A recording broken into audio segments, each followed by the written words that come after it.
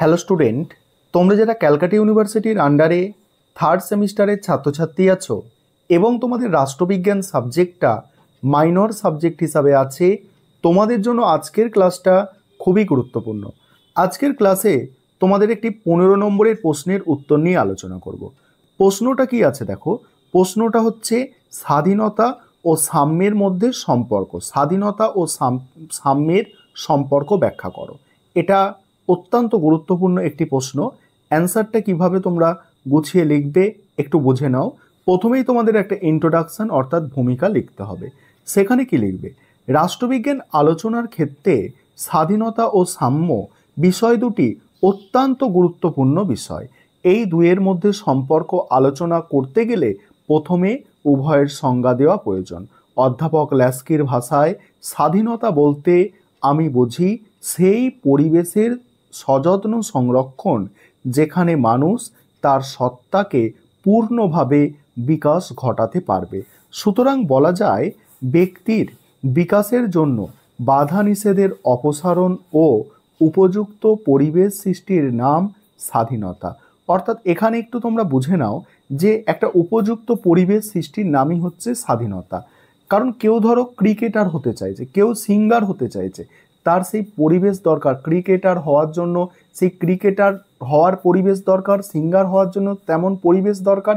সেই যে পরিবেশ এবং তার হওয়ার পথে যে বাধা দূর করা, সেটাই হচ্ছে কিন্তু অ্যাকচুয়াল স্বাধীনতা। তারপর দেখো, রাষ্ট্রবিজ্ঞানে সাম্য কথাটির অর্থ হলো প্রত্যেক ব্যক্তি তার বিকাশের জন্য প্রয়োজনীয় সুযোগ পাবে। এই সুযোগের ক্ষেত্রে কোনো বৈষম্য থাকবে না, কোনো শ্রেণী রাষ্ট্রের কাছ থেকে বিশেষ সুবিধা পাবে না। এই সুযোগের সমতার নাম হলো সাম্য। অর্থাৎ রাষ্ট্রের কাছে বা আইনের চোখে সব নাগরিক সমান।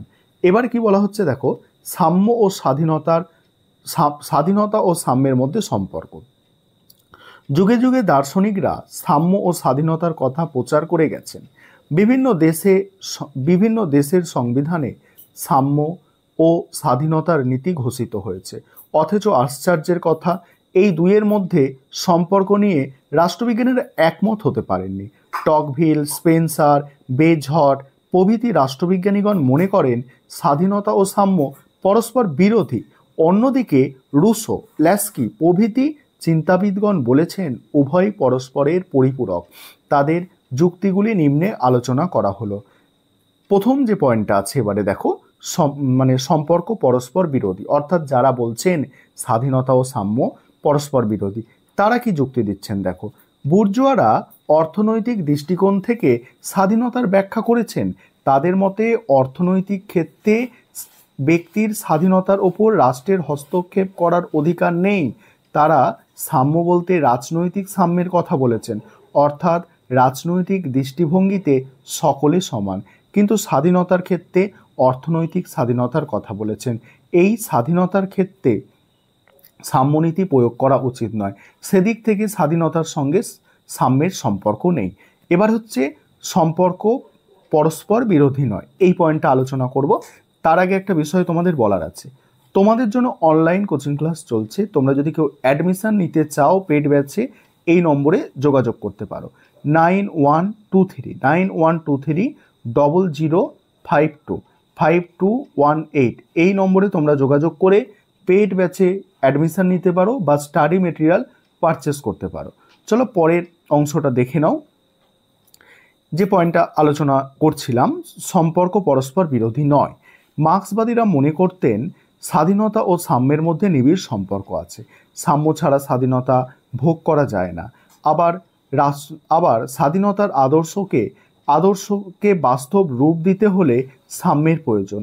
উদাহরণস্বরূপ বলা যায়, আইনের মাধ্যমে সাম্যের অধিকার যদি স্বীকৃত হয়, তাহলে জাতি, ধর্ম, বর্ণ নির্বিশেষে সবাই স্বাধীনতা ভোগ করতে পারবে। সমাজে যদি সাম্য না থাকে, অর্থাৎ ধনী দরিদ্র যদি পাশাপাশি থাকে, তাহলে ধনীরাই সম্পত্তির অধিকারী হয়ে বেশি সুযোগ সুবিধা ভোগ করে, স্বাধীনতার স্বাদ পায়। দারিদ্ররা সুযোগ ও স্বাধীনতা থেকে বঞ্চিত হবে। তাই অধ্যাপক ল্যাস্কি বলেছেন জনগণের কোনো স্বাধীনতা থাকতে পারে না। যদি বিশেষ সুযোগের ব্যবস্থা থাকে, অর্থাৎ সকলের সমান সুযোগ পেলে স্বাধীনতা বাস্তবায়িত হয়। তাই সাম্য ছাড়া স্বাধীনতা সম্ভব নয়। রুশোর ভাষায় liberty can not exist without equality. তারপর দেখো কি বলা হচ্ছে, অন্য দিক থেকে উভয়ের মধ্যে নিবিড় সম্পর্ক দেখানো যেতে পারে। ল্যাস্কি বলেছেন স্বাধীনতা বলতে এমন এক পরিবেশের সংরক্ষণ যেখানে মানুষ তার ব্যক্তিত্বের বিকাশ ঘটাতে পারে। সুযোগ সুবিধা বা অধিকার দিয়ে সেই পরিবেশ গড়ে ওঠে। অর্থাৎ অধিকার ব্যক্তির বিকাশের পরিবেশ সৃষ্টি করে। সাম্য তেমনই পরিবেশ সৃষ্টিতে সহায়তা করে, কারণ সাম্যের অর্থ হলো সুযোগের সমতা, অর্থাৎ কোনো বিশেষ শ্রেণীর জন্য বিশেষ সুযোগ সুবিধা থাকবে না। প্রত্যেক নাগরিক যাতে তার ব্যক্তিত্বের বিকাশ করতে পারে তার জন্য সমান সুযোগ দিতে হবে। সুতরাং ব্যক্তিত্ব বিকাশের জন্য প্রয়োজনীয় পরিবেশ সৃষ্টির দিক দিয়ে বিচার করলে দেখা যাচ্ছে সাম্য ও স্বাধীনতা পরস্পর সহযোগী। তারপর মূল্যায়ন। সাম্য ও স্বাধীনতা পরস্পর সহযোগী হলেও মার্ক্সবাদীরা মনে করেন অর্থনৈতিক সাম্য হলো স্বাধীনতার শর্ত। অর্থাৎ সমাজে অর্থনৈতিক বৈষম্য থাকলে সেই সমাজে সাধারণ মানুষ স্বাধীনতা ভোগ করতে পারে না। পুঁজিবাদী সমাজে অর্থনৈতিক বৈষম্য আছে, তাই সেখানে সাধারণ মানুষ স্বাধীনতা ভোগ করতে পারে। একমাত্র সমাজতান্ত্রিক সমাজে অর্থনৈতিক সাম্য থাকে বলে এখানে প্রকৃত স্বাধীনতা ভোগ করা সম্ভব। এই ছিল তোমাদের একটি গুরুত্বপূর্ণ 15 নম্বরের প্রশ্নের উত্তর।